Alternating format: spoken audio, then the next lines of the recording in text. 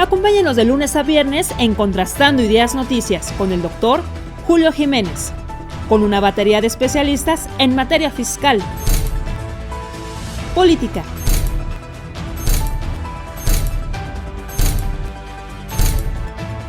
economía, finanzas, justicia, deportes y espectáculos. Acompáñenos a las 22 horas, tiempo del centro.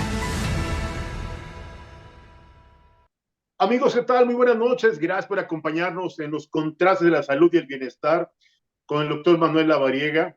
Contamos, como cada semana, con diversos especialistas en materias diversas. Esta noche nos ocupa y es un placer recibir a un gran amigo, a un profesional de la salud también, al doctor Manuel Lavariega Sarachaga. ¿Cómo estás, doctor? Buenas noches, bienvenido. ¿Qué tal, Julio? Un honor siempre estar aquí contigo y con todo tu auditorio. Gracias. Oye, la semana pasada quedó el pendiente y el interés de nuestro auditorio para que nos platicaras un poco sobre estas olas de calor, este incremento en las temperaturas, cómo manejarlo, cómo atender preventivamente los riesgos de un golpe de calor, cómo atender incluso a adultos mayores o alguna persona que sufre algún padecimiento crónico degenerativo o incluso aquellos que están en condiciones de vulnerabilidad. ¿Qué nos recomiendas? ¿Qué nos sugieres? ¿Cómo manejarlo? ¿O qué hacemos en un caso de emergencia, doctor? Claro que sí, Julio. Y esta es una gran pregunta y es un gran tema porque, bueno, si bien no hemos pasado ya por estas temperaturas tan extremas que tuvimos hace unas semanas, pues todavía están estas mañanas muy soleadas después de las noches lluviosas y sobre todo, pues el calor intenso en la mañana que puede llegar a generarnos alguna condición ahí de riesgo por cuestión sobre todo de la exposición. Entonces es muy importante, Julio, que todo el auditorio tenga en cuenta que la exposición al sol es buena, siempre la necesitamos, sobre todo para fijar el calcio al hueso y también para tener este intercambio de producción de vitamina D entre la piel y, digamos, la radiación del sol. Sin embargo, cuando nos exponemos a temperaturas tan intensas y por un tiempo importante, podemos llegar a generar síntomas relacionados, con la pérdida de líquido, con la deshidratación. Evidentemente, las personas que pueden llegar a afectarse más son los niños y los adultos mayores, las personas más añosas o los niños con menor edad.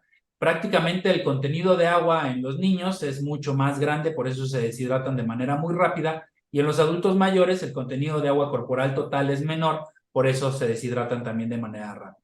No es lo mismo lo que podemos soportar tú o yo o alguna de las personas que nos estén viendo a través de este gran programa que pues un adulto mayor o uno de los bebés de casa. Entonces, por eso es importante que tengamos en cuenta el tiempo de exposición y también que no todos los cuerpos reaccionan exactamente igual.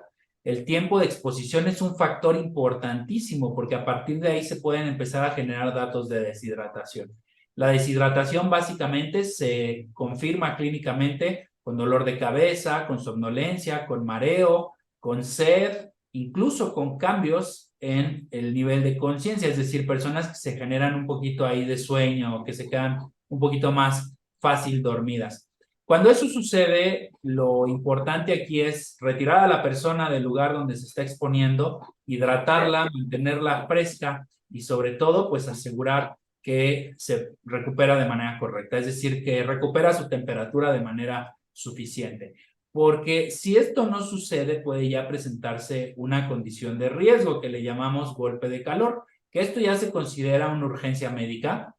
Aquí el punto cardinal o el punto de quiebre es la pérdida de la conciencia. Los pacientes quedan en inconsciencia. La temperatura sube porque el cuerpo pierde esta capacidad de regular la temperatura. Pueden presentarse temperaturas corporales hasta de 40 grados centígrados. La persona puede llegar a convulsionar y ahí es donde puede llegar a generarse riesgo en la vida de la persona. Por eso es importantísimo que si estamos expuestos al sol, pues tratemos de hacerlo en las horas que no sean pico, es decir, entre las 12 del día, el mediodía y las 4 de la tarde, que es donde la radiación es más fuerte y la temperatura es más alta, y sobre todo hidratarnos de manera correcta y vigilar sobre todo a estos grupos que son vulnerables y también personas que tienen condiciones de comorbilidades como diabetes, hipertensión, enfermedad renal, enfermedad hepática y sobre todo que no hay control de estas enfermedades crónicas.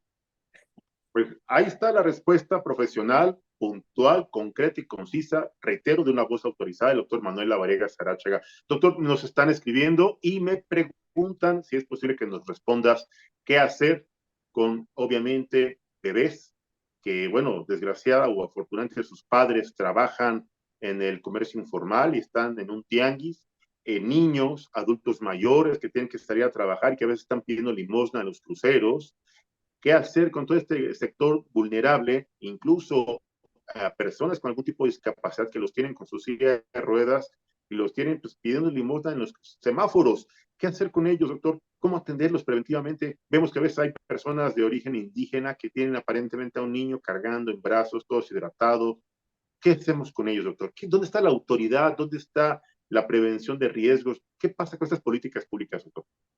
O personas de otros países que están en calidad de inmigrantes aquí en la Ciudad de México. Lo vemos para los que viven aquí en la Ciudad de México, seguro los han visto sobre viaducto, personas de raza negra que están ahí, que vienen de Haití, que vienen de Belice y que vienen de algunos otros países de Centroamérica, y que ahí está la familia completa de 8 o 10 personas. Evidentemente, pues son personas que están acostumbradas por el tipo de país en donde se encuentran y las características climatológicas de ese lugar, pues están acostumbradas al sol y a la temperatura, y probablemente pues no es nada comparado con lo que aquí tenemos en la Ciudad de México, pero sí los niños, sí los adultos mayores que también están en esos grupos, pues pueden generar esta condición de riesgo. Y bueno, nada nos quita otorgarles, regalarles o darles, facilitarles un poco de agua, un poco de líquido para que se hidraten de manera correcta. Siempre pues es una buena oportunidad para poder ayudar a las personas, pero sin duda, pues bueno, hay que estar pendientes las autoridades de salud y sobre todo las autoridades que regulan este tipo de condiciones en la calle para esta población, nuestros grupos sociales vulnerables, pues que tengan esta delicadeza de poder estar pendientes, de poder administrarles líquido y sobre todo, si se llega a presentar una situación de urgencia, pues estar atentos para poder responder y darles la atención médica de manera rápida y eficiente. Lamentablemente, las ambulancias no llegan tan rápido en este país. Hay condiciones y situaciones en donde pues hay cambio de turno, en donde no llega la ambulancia. O no hay ambulancia. O no hay ambulancias, ¿no? Pero bueno, eso creo que lo podríamos platicar en otro momento, pero sí, sin duda es importante pues que estas personas, si se llega a presentar un golpe de calor, pues puedan tener la atención médica rápida, porque ahí está la diferencia entre la vida y la muerte. Claro. Doctor, nos están pidiendo un gran favor, si tú nos pudieras hablar un poco de la diabetes mellitus, cómo identificarla preventivamente, cómo cuidarla de manera responsable. La diabetes mellitus es un tema que podría cobrar la vida, además de las amputaciones por problemas circulatorios, incluso la ceguera y algunos otros problemas derivados de la diabetes. Si nos pudieras hablar un poco de ello en la próxima cápsula, doctor. Claro que sí, con todo gusto hacemos el compromiso contigo y con todo el auditorio para poder justamente platicar de este tema que es tan interesante, y creo que vale la pena que también hablemos del incremento del número de casos de diabetes en mujeres, sobre todo diabetes en mujeres mayores de 50 años, que lamentablemente el diagnóstico de la enfermedad y la presentación de casos ha aumentado de manera dramática en nuestro país en los últimos años. Básicamente hablamos de que este grupo de edad genera un crecimiento aproximado del 20% en cuestión de números de casos reportados. Claro, pues ahí está el compromiso como cada semana del doctor Manuel Lavariega, su amable siempre colaboración, cosa que agradecemos y reconocemos aquí en Contrastando Noticias. Le deseamos un excelente fin de semana y como siempre le reiteramos nuestro sincero agradecimiento, doctor Manuel Lavariega. Muchas gracias, fuerte abrazo y muy buenas noches. Igualmente, Julio, un fuerte abrazo, que tengan una excelente noche y saludos a todo el auditorio. Muchas gracias. El doctor Manuel Lavariega Sarachaga, prestigiado médico cirujano, experto en temas de salud y COVID, obviamente, diabetes mellitus. No le cambie, ya está aquí la cápsula de esta semana del presidente del Tribunal Federal de Conciliación y Arbitraje. También nos acompaña en la mesa política de Metro Sobre la Tijera, Marco Antonio Baños, y el presidente del Consejo Nacional de la Abogacía, el doctor Jorge Ricardo García Villalobos. No le cambie, regresamos.